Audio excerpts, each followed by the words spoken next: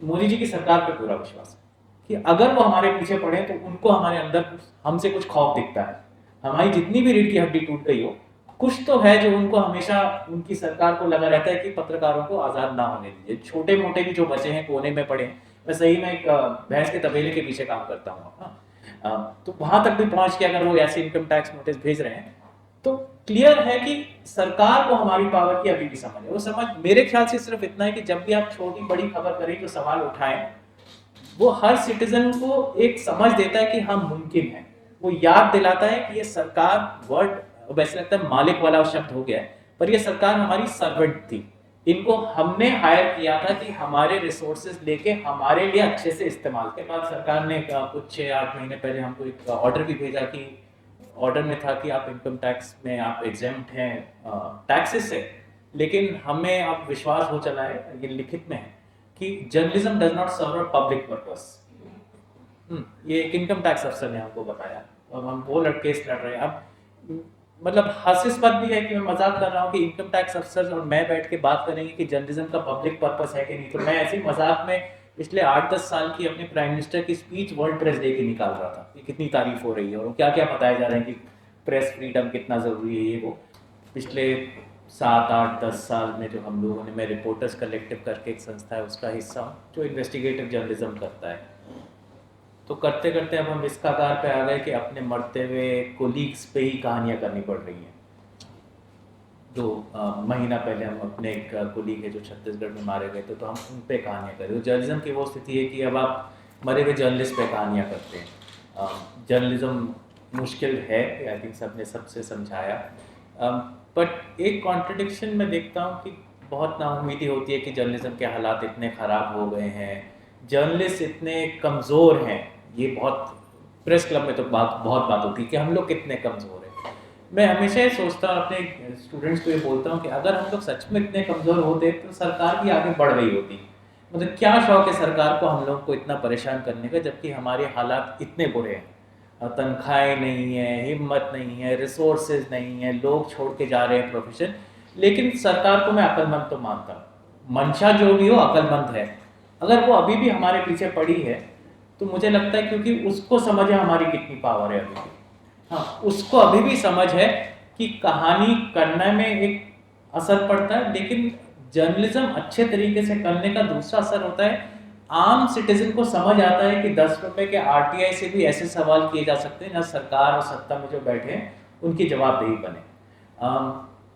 मैं अगर उदाहरण अपनी संस्था का ही दूँ, हम लोग करीबन पूरी संस्था का साल भर का खर्चा एक बड़े अखबार के संपादक की तनख्वाह से कम है हमारा।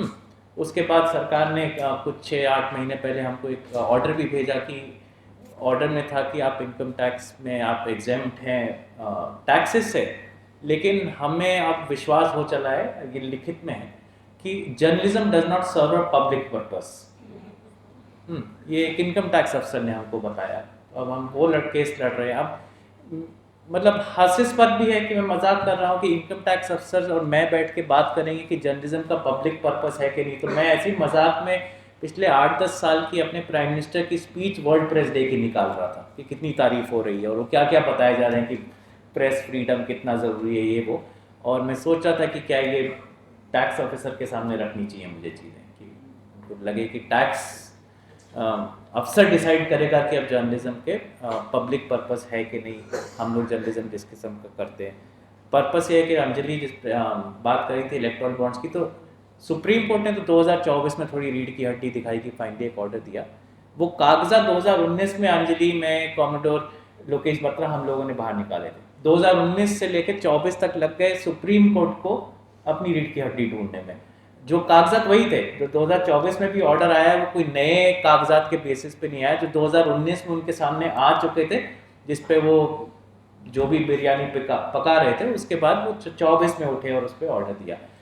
वो भी बहुत मज़ेदार था कि हालात हमारे ऐसे हैं कि आप सोचिए कि अगर मैंने 500 रुपये 1000 रुपये गबन किए हों, चोरी किए हों, तो जब अगर पकड़ा गया और माना गया कि मैंने चोरी की है, तो मुझसे कम से कम वो पैसे तो वापस लिए जाएंगे। अगर मैं दुकान से घड़ी चोरी करी हो तो मेरी वो घड़ी तो वापस ली जाएगी।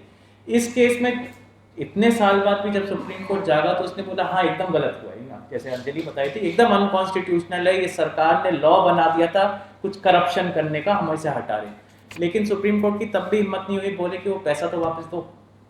वो पैसा है कहाँ, वो अभी तक कहाँ खर्च हुआ, कैसे खर्च हुआ, सुप्रीम कोर्ट की तब भी हिम्मत नहीं हुई। तो हमारे ओवरऑल इंस्टीट्यूशंस बहुत चरमरा गए हैं पिछले 8 साल में। जो भी डेमोक्रेसी के इंस्टीट्यूशन थे जिन्होंने हमको बचा के रखना था, शायद पत्रकारिता को भी थोड़े लेवल पे बचा के रखना था, वो गिर गए। पर ये भी है कि बहुत सारे पुराने अखबार, टीवी चैनल वगैरह के मालिकों की थोड़ी बहुत जो रीढ़ की हड्डी थी वो भी जाती हुई दिखी, और बहुत जल्दी जाते हुए दिखी।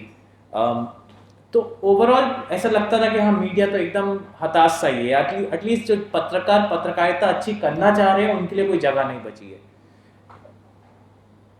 तो मुझे लगता था कि अगर ये सच है कि हम लोग इतने कमज़ोर पड़ गए और हम कुछ नहीं कर पा रहे हैं, ठीक है, हमने खबर कर दी कि हाँ, जब मोदी सरकार बोलती थी गुजरात में कोविड में 400 लोग मरे, हम डेटा निकाल के दिखा सके उस समय में ही कि 2.5 लाख मरे थे, एक्सेस डेथ्स 2.5 लाख थी, राइट। ठीक है, हो सकता है इन सब खबरों से लोगों को फ़र्क नहीं पड़ता, हम लोग हताश हो सकते हैं या इससे कुछ बदलता नहीं है। पर मुझे मोदी जी की सरकार पर पूरा विश्वास है कि अगर वो हमारे पीछे पड़े तो उनको हमारे अंदर हमसे कुछ खौफ दिखता है। हमारी जितनी भी रीढ़ की हड्डी टूट गई हो, कुछ तो है जो उनको हमेशा उनकी सरकार को लगा रहता है कि पत्रकारों को आज़ाद ना होने दीजिए। छोटे मोटे भी जो बचे हैं, कोने में पड़े हैं, मैं सही में एक भैंस के तबेले के पीछे काम करता हूँ। हाँ, तो वहाँ तक भी पहुँच के अगर वो ऐसे इनकम टैक्स नोटिस भेज रहे हैं तो क्लियर है कि सरकार को हमारी पावर की अभी भी समझ है। वो समझ मेरे ख्याल से सिर्फ इतना है कि जब भी आप छोटी बड़ी खबर करें तो सवाल उठाएं, वो हर सिटीजन को एक समझ देता है कि हाँ, मुमकिन है। वो याद दिलाता है कि ये सरकार, वर्ड वैसे लगता है मालिक वाला शब्द हो गया है, पर ये सरकार हमारी सर्वेंट थी। इनको हमने हायर किया था कि हमारे रिसोर्सेज लेके हमारे लिए अच्छे से इस्तेमाल करें। ये हमारे मालिक नहीं है, ना थे। अच्छी पत्रकारिता मेरे ख्याल से बार बार सिटीजन्स को यही याद दिलाता है कि ये हमारे पब्लिक सर्वेंट्स हैं और ये हमारे लिए काम कर रहे हैं, हम इनके लिए नहीं रह रहे। यही याद दिलाता है कि सरकार और देश में बहुत फर्क होता है ना। ये खास करके वॉर के समय पे ये चीज़ें बहुत फ्यूज कर दी जाती हैं कि सरकार क्या है, देश क्या है। सरकार, जैसे अंजलि भी बोल रही थी कि बहुत सारे तरीके इस्तेमाल किए उन्होंने जर्नलिज्म को लास्ट 8-10 साल में थोड़ा और निचोड़ने का। ऐसा नहीं कि पहले बहुत उम्दा तरीके से हम लोग काम करते थे, हम लोग भी मानते हैं कि हम लोग भी मीडिया करते हैं, हमारी भी बहुत ऐसे कमाल का जर्नलिज्म देश में हुआ नहीं कभी, पर जो भी था वो और 10 साल में पिछला उतर गया। और सरकार ने खूब मेहनत करी इस पर, मेहनत अलग अलग किस्म से। एक जैसे इलेक्टोरल बॉन्ड्स आया, ऐसे लॉ में वो चीज़ें कर दी गई जो मॉरली और डेमोक्रेटिकली नहीं होनी चाहिए। जैसे अंजलि बता रही थी कि अगर वो एक रूल लाते हैं जो कहते हैं कि लॉ अब बोल रहा है मैं जो करना चाहूँ सही है, that does not make it correct. आप लॉ में, जैसे हमने निकाला अपने इन्वेस्टिगेशन से कि अगर आपको याद हो 2014 में कोल स्कैम के एलिगेशन से यूपीए सरकार के खिलाफ, जिसमें 204 या 208 कोल ब्लॉक्स बंद कर दिए गए थे। हम 3 साल उस पर इन्वेस्टिगेट करते रहे और पाया ये कि जो सब चीज़ें गलत हुई थी और गलत करार हुई थी सुप्रीम कोर्ट द्वारा, वो इस सरकार ने दोबारा करी, सिर्फ एक लॉ की परत चढ़ा के। तो लॉ में लिख दिया इस बार कि लॉ में अलाउड है कि हम डिस्क्रिशनरी कोल देंगे। पिछली सरकार पे इल्जाम ये था कि लॉ नहीं था ये कहने का, पर that does not make it morally correct. हमने दिखाया कि 6 साल से नीचे के बच्चों को बोला गया, एक छोटा सा रूल निकाला गया, वो रूल कहीं बाहर नहीं आया लेकिन सरकारों को, स्टेट गवर्नमेंट्स को भेजा गया कि 6 साल से छोटे जो बच्चे हैं जिनको खाना मिलता है, जब तक वो अपने आधार का अंगूठा नहीं लगाएंगे उनको खाना नहीं मिलेगा। ये ऑर्डर निकल गया था। इसका कारण ये था कि इससे खाने का पैसा बचेगा। सबको पता था कि बच्चे कहाँ खाना खाएंगे, पैसा बच जाएगा, कहेंगे हमने तो दिया, लोगों ने नहीं दिया। तो जब हमने खबर करी तो हमें तो गाली पड़ी पब्लिक में, सरकार ने बोला सब झूठ है। 3 दिन में वो नोटिस बदल दिया गया। फिर हमें चुपचाप जवाब भी आया, जिस आरटीआई का मतलब मजाक अंजलि हम करते थे, आरटीआई ये 2021 की है कहानी। हमने आरटीआई डालते हैं तो 90% आरटीआई पे जवाब नहीं आते।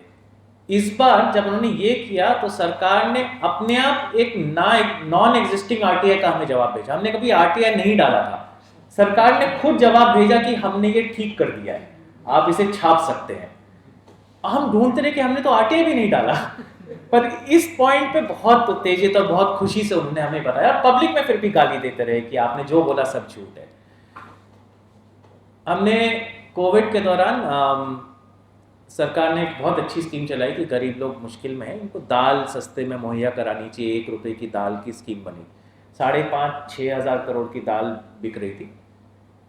हमने पाया कि वो दाल गरीबों तक पहुंची नहीं। खबर पब्लिक में ये आ रही थी कि हाँ दाल घटिया किस्म की मिल रही है, तो स्टेट गवर्नमेंट मना करे जा रही है कि भाई मत भेजिए, इससे अच्छा तो ना ही भेजिए, मुश्किल ही हो रही है।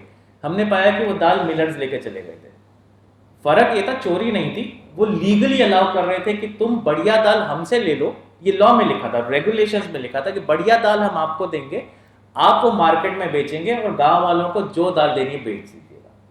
वो लॉ में था। सरकार ने फिर जब हमने बाहर निकाला, सरकार ने हमें तो गाली दी कि ये सब झूठ है। अगले साल से वो मिलिंग बंद हो गई, तो कुछ मिलर्स ने भी फिर गाली दी।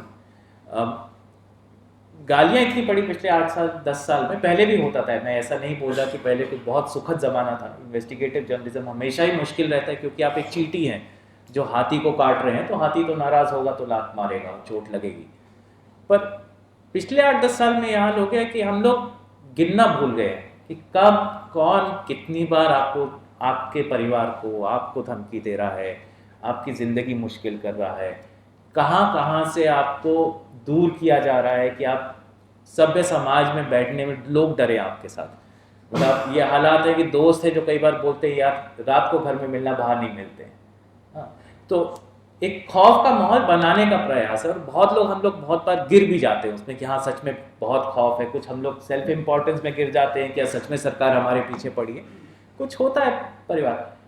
बट मैं हमेशा इसी बात पे वापस जाता हूँ, अपने कोलीग्स स्टूडेंट्स को यही बताता हूँ कि ये इस वक्त में जब ये सब हो रहा है, जब लॉज तोड़े गए हैं, मोड़े गए हैं, हम लोगों के अगेंस्ट यूएपीए केसेस लगते हैं, ये सब होता है, इस वक्त पे भी सरकार हमसे डरती है।